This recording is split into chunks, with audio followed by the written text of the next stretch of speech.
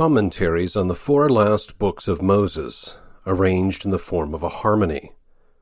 Volume 4, by John Calvin. Numbers chapter 14, verses 20 to 25. And the Lord said, I have pardoned according to thy word. But, as truly as I live, all the earth shall be filled with the glory of the Lord.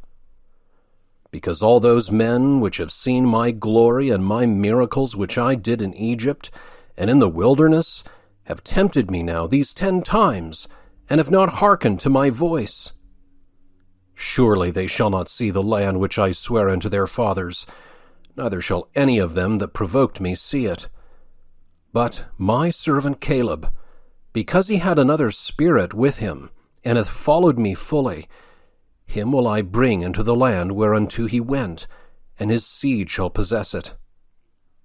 Now the Amalekites and the Canaanites dwelt in the valley. Tomorrow turn you, and get you into the wilderness, by the way of the Red Sea. Verse 20. And the Lord said, I have pardoned according to thy word. God signifies that he pardons for his servant Moses' sake, and makes, as it were, a present to him of those whom he had already devoted to destruction. Hence we gather how much the entreaties of the pious avail with God. As he has said in Psalm 145:19, to fulfill the desire of them that fear him. He would indeed have done of his own accord what he granted to Moses. But in order that we may be the more earnest in prayer, the use and advantage of prayers is commended, when God declares that he will not only comply with our requests, but even obey them. But how is it consistent for him to declare that he had spared those upon whom he had determined to inflict the most extreme punishment, and whom he deprived of their promised inheritance? I reply that the pardon in question was not granted to the individuals, but to their race and name.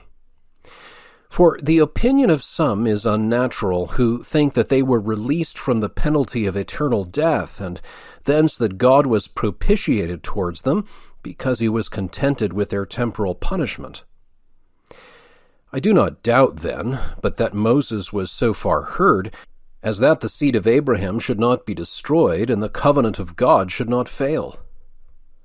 For he so dispensed the pardon as to preserve their posterity uninjured, whilst he inflicted on the unbelievers themselves the reward of their rebellion. Thus the conditions of the pardon were of no advantage to the impious rebels, though they opened a way for the faithful fulfillment of his promise. 21. But as truly as I live, all the earth. It is indeed plain that God here swears by his life and glory. The meaning is only ambiguous in this respect, that some translate it in the past tense, that the earth had been filled with his glory, which had already been displayed in so many miracles. And this seems to accord well with what follows. Those who have seen my glory shall not see the land. Still, the future tense suits the context better, that is, that God should call to witness his glory, which he will hereafter assert. Moses feared lest the destruction of the people should be turned into a reproach and contumely against God. God now declares with an oath that he would so vindicate his glory as that those who were guilty of so great a crime should not escape punishment. He proclaims that those should not see the land who had shut their eyes against the miracles, of which they had been spectators and eyewitnesses, and in their blindness had endeavored to set them at naught. For, inasmuch as they had not been taught to fear God by so many signs, they were worse than unworthy of beholding the land, the possession of which ought to have been assured to them by those very signs, if God's truth had not been utterly rejected by their ingratitude.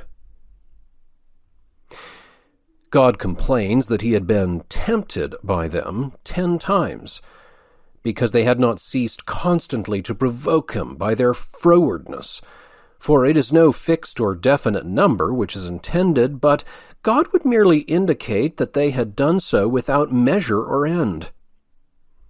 We have elsewhere shown what it is to tempt God, that is, to subject his power to the narrow rule of our own senses, and to prescribe to him the mode in which he is to act, according to our own desires, so as to defer to him no further than our carnal reason dictates.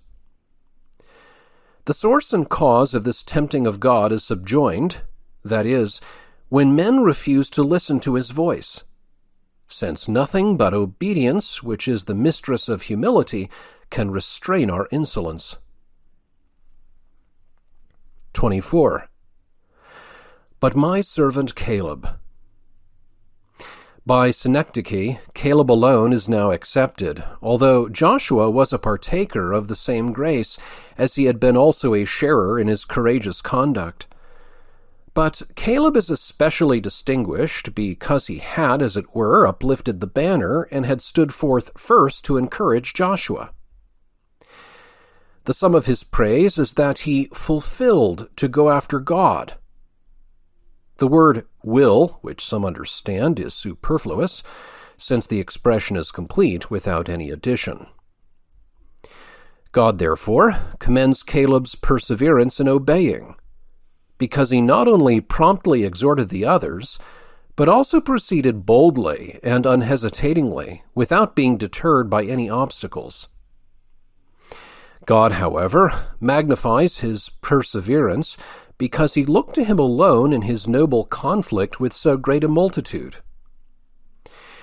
For it is an extraordinary case for a person to stand firm and to hold a straight course in the midst of violent and tempestuous disturbances, when all the world is, as it were, convulsed. Although the word wroth is sometimes used for the disposition of the mind, yet I have no doubt but that Moses signifies, by metonymy, that Caleb was thus influenced by divine inspiration. Verse 25.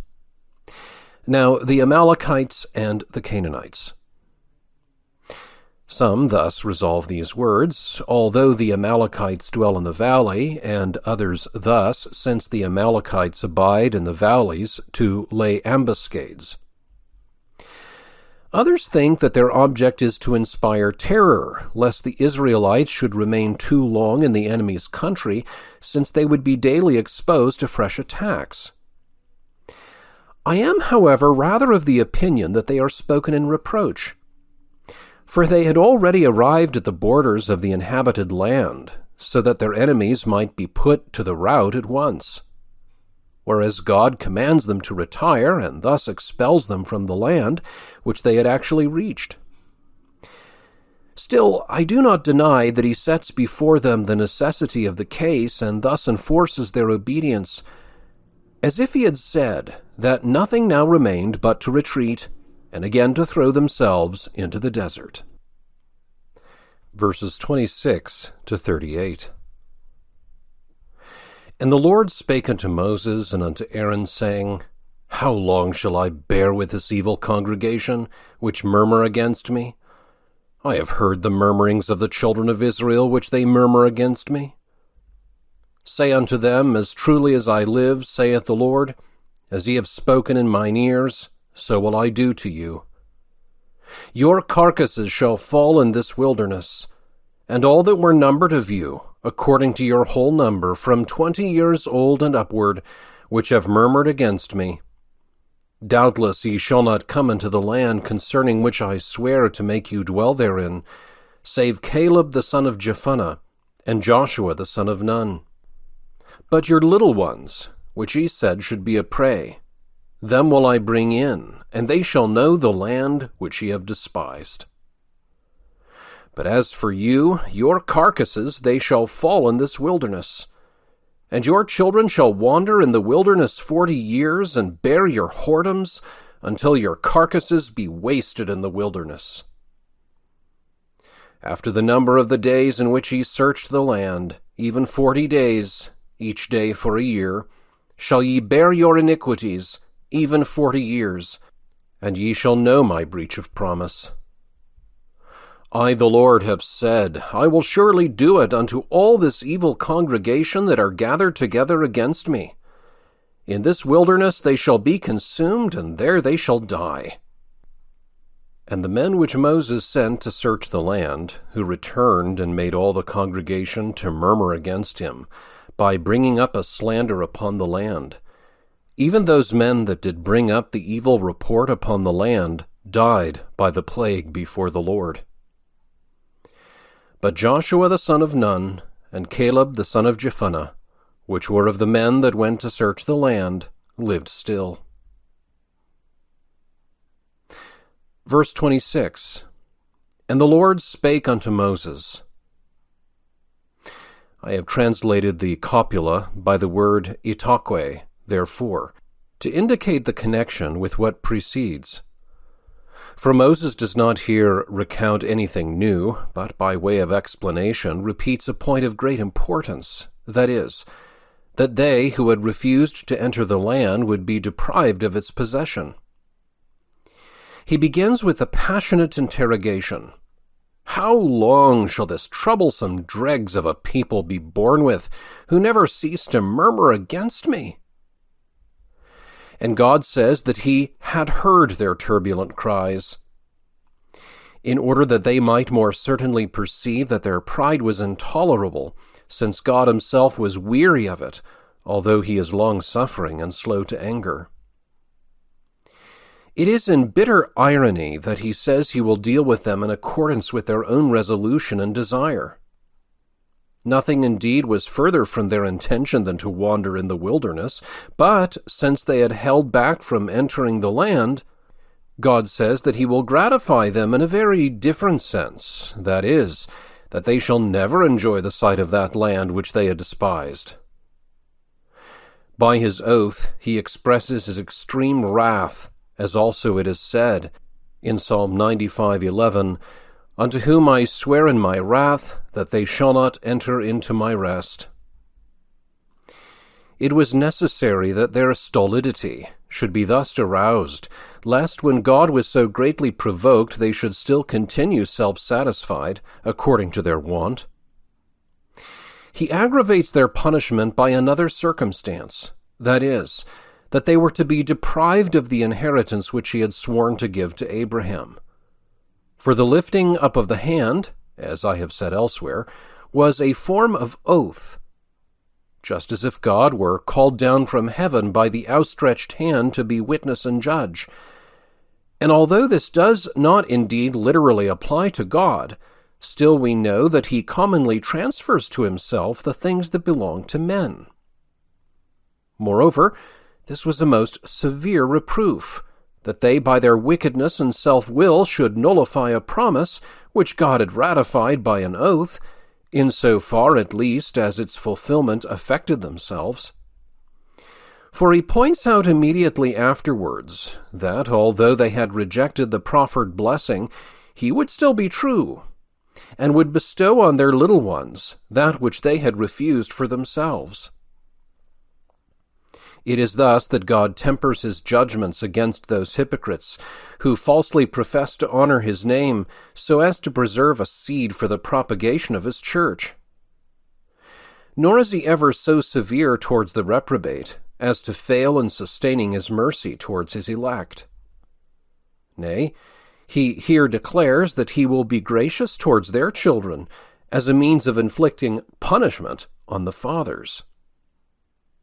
It was an indirect accusation of God when they lamented over their children as if they were to be carried away as a prey, whereas God promises that they shall be the possessors of the land in order to reprove this wicked blasphemy.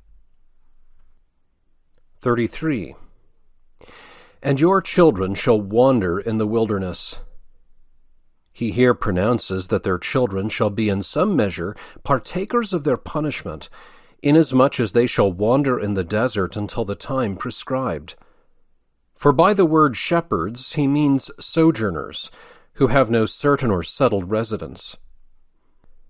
To this effect is the similitude in the song of Hezekiah. My lodging is departed as a shepherd's tent, Isaiah 38:12. In short, he declares that they shall be wandering and unsettled, and lead a life like shepherds conducting their flocks from place to place. He calls the wicked rebellions, whereby they had corrupted themselves, metaphorically, whoredoms. For from the time that God had espoused them to himself, their true chastity would have been to embrace his grace and sincere faith, and at the same time to devote themselves to his service. But by rejecting his pure worship, they had broken their sacred marriage vow like gadding harlots. This example teaches us how God visits the iniquities of the fathers on their children, and yet chastises no one undeservedly. Since the descendants here referred to, although atoning for the fault of others, were still by no means innocent themselves. But in the judgments of God there is always a deep abyss, into which if you fear to be plunged, adore that which is not lawful to question. Nevertheless, there is no doubt but that thus God also provided for the welfare of those towards whom he appeared to show some marks of severity. For he waited not only until they had grown up, but also, as was advantageous to themselves, until they had attained the strength of manhood, and until a new generation had sprung up. He assigns a second reason why he postponed the fulfillment of his promise for 40 years, that is, that he might repay the ill-spent days by as many years. Having then spoken of their children, he again returns to the actual criminals themselves, who were to be consumed in all that long period of time, as if by a lingering disease. The noun tenuot, which I have rendered vanity, is derived from the verb nu, which signifies to render ineffectual. Translators, however, extract from it various meanings. Some construe it, "Ye shall know whether I am false, or whether my word shall be vain." Others, rendering it prohibition, depart more widely from the sense.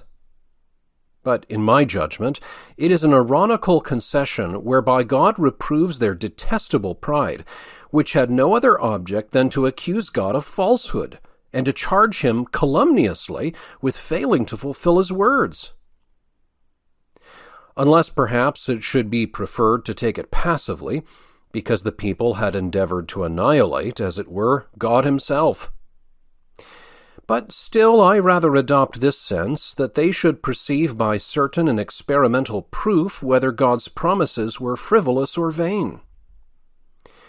Moreover, we must bear in mind the admonition of the prophet to which I have referred, Psalm 95:11, and which the apostle adapts to our present use, Hebrews 4:6.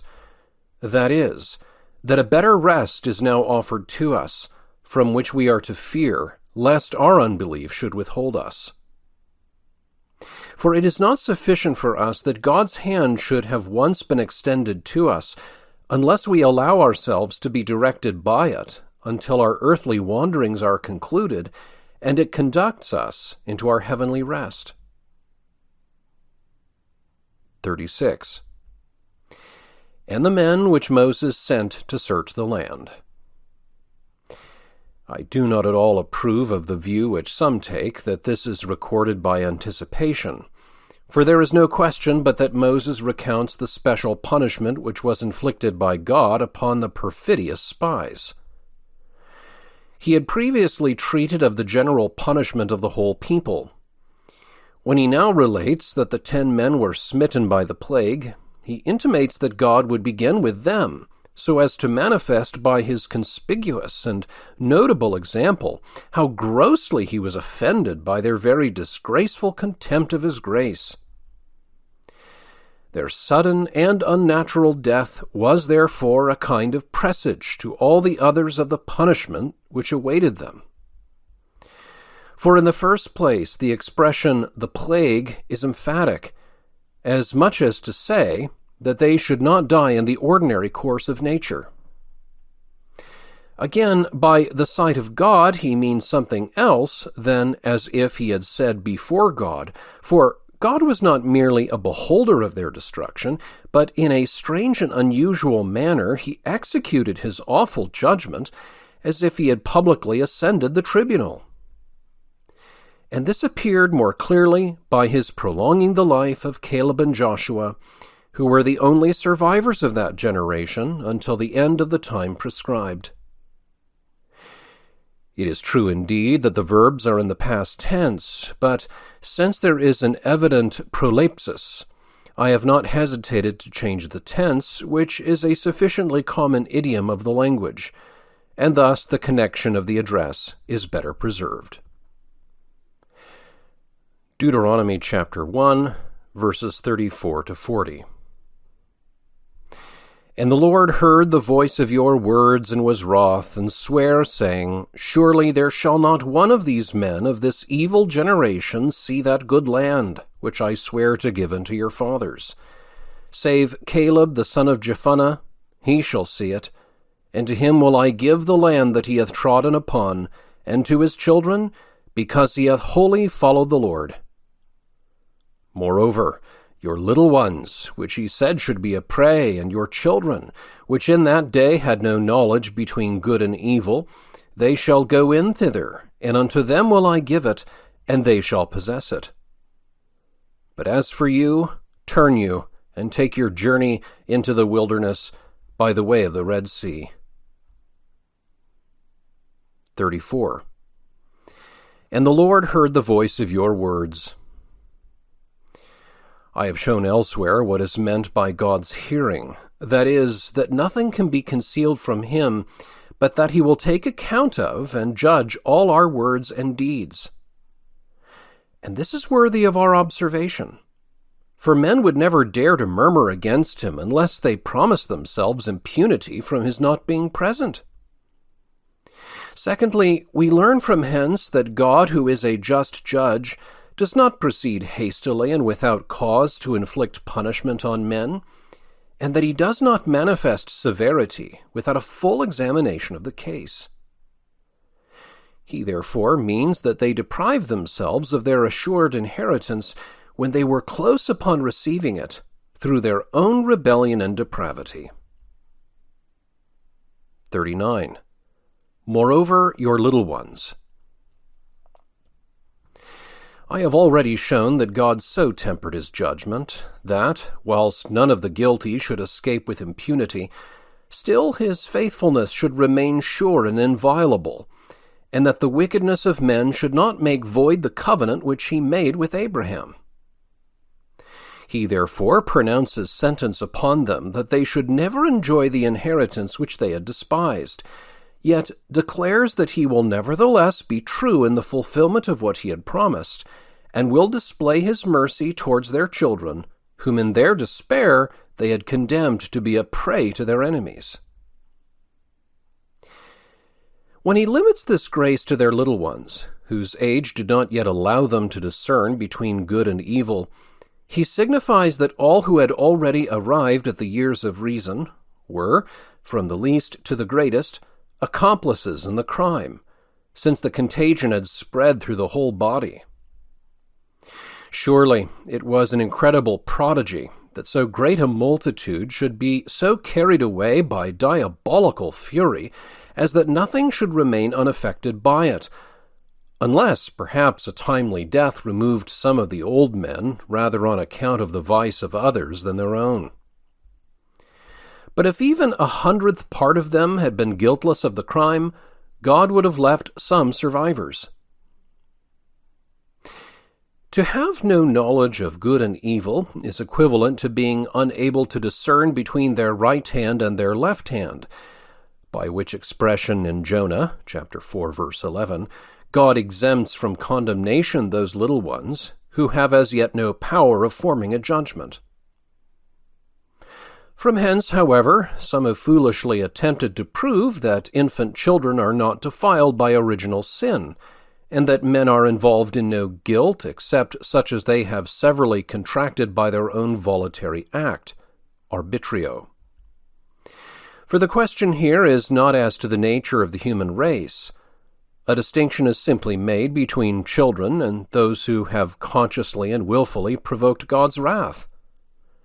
Whereas the corruption, which is the root of all evils, although it may not immediately produce its fruit in actual sins, is not therefore non-existent. This audio recording was read by Michael Ives. I hope you found it enlightening and edifying. Visit westportexperiment.com for more audio resources, and where I write about parish missions, the care of souls, and all things Reformed.